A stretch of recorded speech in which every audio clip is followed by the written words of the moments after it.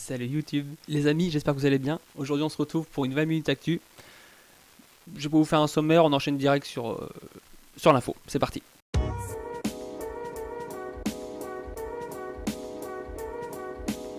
Et donc première actu de ce mois de février, on vient d'apprendre par le FIS et l'UCI que l'étape du FIS qui était prévue en Chine est bien entendu annulée, vu les circonstances actuelles, le virus et tout ça. L'étape est annulée, donc le contest sera reporté. On n'a pas de date précise pour l'instant. L'UCI et le FIS vont communiquer ça normalement à partir du 15 mars. Donc il n'y aura pas de contest en Chine. Il va y avoir aussi un contest au Japon, si je ne me trompe pas, juste après. Celui-ci aussi, je ne sais pas s'il va avoir lieu, mais voilà. Au moins, ce contest en Chine n'a pas lieu à cause du coronavirus, tout simplement.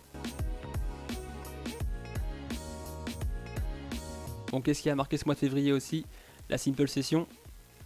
Donc je vais juste vous faire un récap en gros des podiums qu'il y a eu.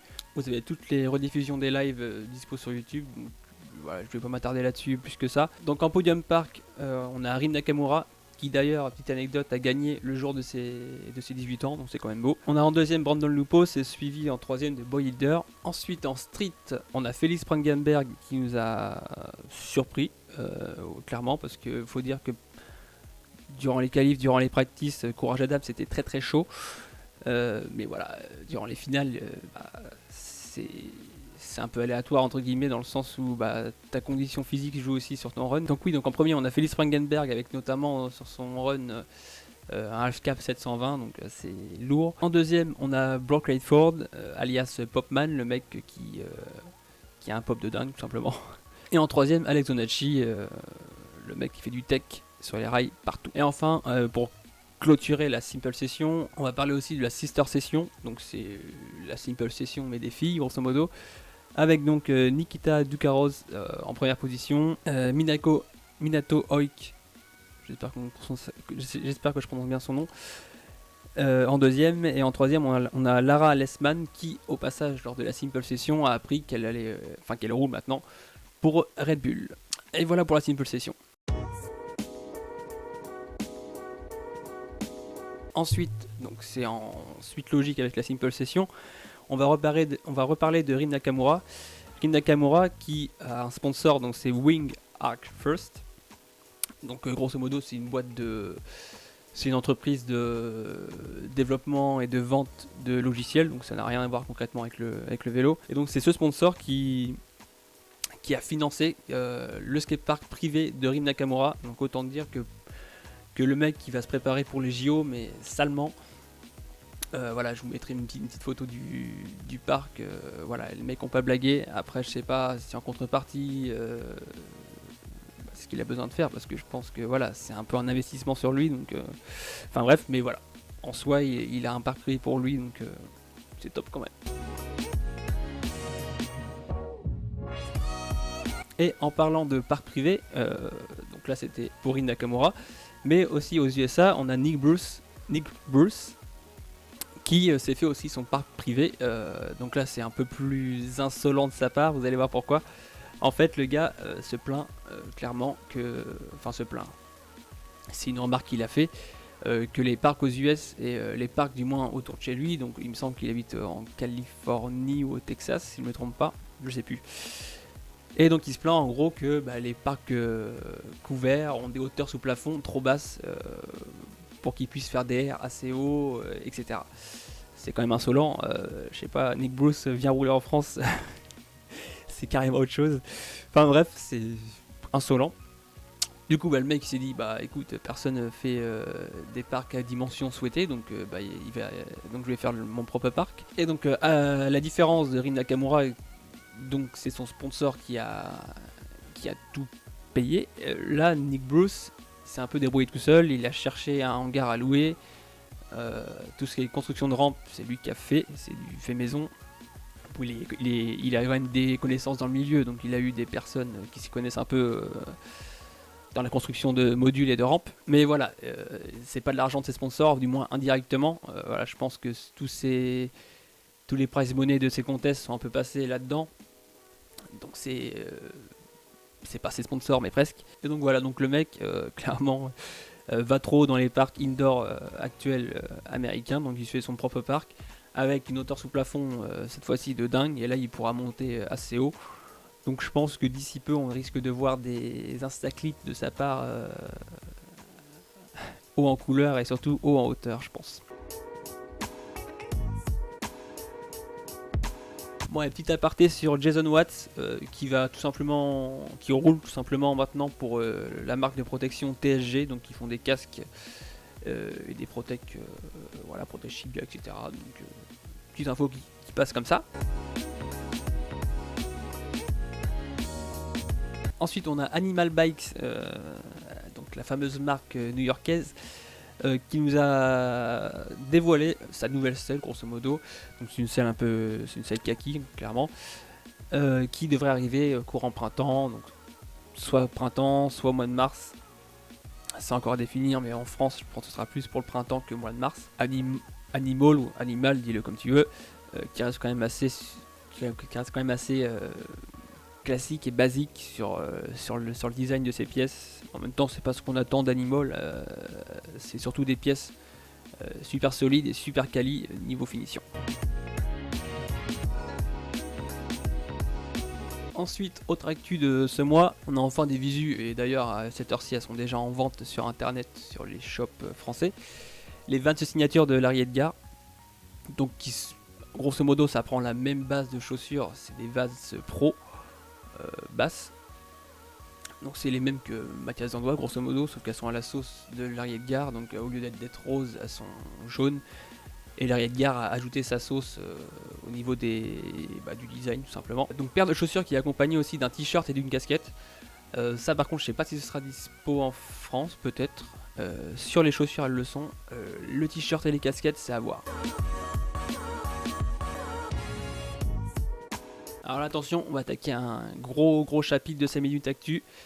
C'est Shadow Conspiracy qui, durant ce mois de février, même fin février, début mars, nous a dévoilé un peu, pas tous les jours, mais plusieurs fois par semaine, voilà, ils sortaient une petite nouveauté par-ci par-là. Tout simplement, tout leur nouveau matos pour l'été 2020 et le printemps 2020. Donc on retrouve notamment leurs fameux nouveaux pegs, donc les plasmatiques. Donc pour l'instant on n'a pas plus d'informations sur l'innovation en soi, mais je pense personnellement que ça va être un peg, je pense pour les axes mâles, même si quoique ça peut convenir aussi pour des axes femelles. Et moi je pense que c'est surtout un système de serrage de la roue, au lieu d'être dans le pegs comme sur tous les pegs classiques qu'on a aujourd'hui. Ce sera au bout du pegs, donc avec un embout de clé à cliquer. Donc voilà, donc pour l'instant on n'a pas plus d'infos à ce sujet. Ensuite, qui dit nouveau matos dit nouveau coloris. Donc Shadow sort aussi un coloris en fait pour sa gamme, donc que ce soit moyeu, couronne, potence. En gros ce sera un coloris un peu vert bouteille, vert anglais. On a aussi les nouveaux coloris, donc des poignées signatures donc de Joris Coulon et de Matt Ray. Donc c'est les mêmes poignées, ça change pas, c'est juste les coloris qui sont similaires sur les deux modèles, donc celle de Matt Ray et celle de Joris Coulon. On a aussi la nouvelle fourche Shadow, donc c'est la Vultus ADJ, je pense que c'est pour Adjust, ils ont réduit le mot comme ça.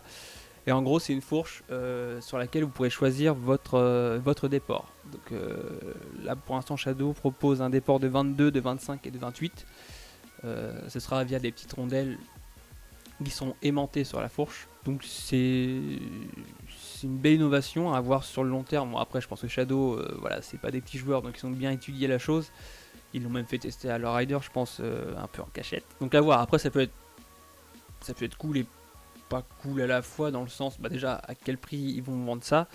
Ça peut être cool si d'une session à l'autre tu as envie de tester, voir quel déport est plus réactif pour toi et plus adapté pour toi tout simplement. Mais du coup dès que tu trouves le bon déport, les autres ils servent un peu à rien, donc, mais bon, c'est plus simple dans le sens où tu peux le tester tout de suite. C'est sûr ça coûte moins cher que d'acheter 3 fourches, une fourche de 22, une fourche de 25, une fourche de 28, là au moins tu as tout en une fourche. Mais voilà, à tester, à voir. pourquoi pas ma prochaine fourche, on verra ça. Et pourquoi pas vous faire une vidéo là-dessus d'ailleurs. Ensuite on reste encore chez Shadow avec maintenant les nouvelles selles signatures, donc avec notamment celle à Trey Jones, donc c'est une selle à rail, un peu old school comme sur les BMX des années 80. On a aussi la selle de Mark Burnett, la selle de Simone Baracco et la selle de Joris Coulon qui ont été revues. Ensuite on a Mark Burnett du coup qui a son pédalier signature chez Shadow, donc c'est le Odin Cranks ou Odin tout simplement. Donc par contre on n'a pas d'autres infos niveau dimension. Est-ce qu'il y aura du 160, 165, 170, 175? Est-ce qu'il y aura les 4 dimensions disponibles? Est-ce qu'il y en aura moins ou une seule? Ça c'est à déterminer par la suite. Et donc voilà pour les nouveautés Shadow. Ensuite on a une nouveauté de la part de Subrosa, donc c'est un peu le même groupe, hein, Subrosa Shadow. Une nouveauté du coup de la part de Subrosa, c'est la nouvelle couronne de Simone Baracco. Couronne dont le design a été inspiré en fait des pavés de Barcelone. Alors j'ai jamais été à Barcelone, je sais pas si ces pavés sont partout dans la ville ou si c'est juste à un endroit ou sur un spot. Quoi qu'il en soit, c'est inspiré d'un pavé de Barcelone et ça donne un design plutôt pas mal. Ensuite, donc on reste toujours dans la couronne avec la marque Stress BMX, donc c'est la marque russe, qui nous a dévoilé du coup leur nouvelle couronne, donc la Disco. Alors pour la petite histoire, en fait, Stress BMX avait déjà une gamme de moyeux qui s'appelait aussi Disco. C'est des moyeux en all slick et en chrome avec, si vous voulez, c'était pas un moyeu rond, c'était un moyeu un peu carré quoi, un peu hexagonal ou octogonal, enfin comme tu veux. Et ils sont inspirés un peu de ces moyeux là pour en faire la couronne. Donc ça sera une couronne un peu disco, un peu flashy du coup, en full guard. Pour l'instant ils ont montré que des photos en chrome. Si c'est comme leur moyeu, ce sera aussi en all slick et en noir.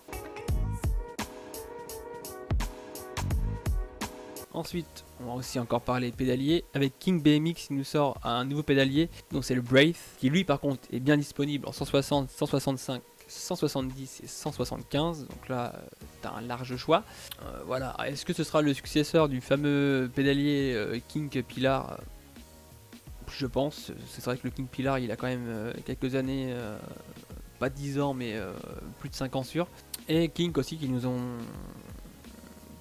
dévoilé en gros leur coloris du coup pour le printemps et pour l'été 2020, donc c'est une sorte de vert assez clair, je sais pas comment le définir, mais voilà, un vert clair. Et donc ensuite on a With the People qui travaille depuis un petit moment maintenant sur un sac de transport de vélo et un sac de voyage tout simplement, donc j'ai pas trouvé le nom du sac.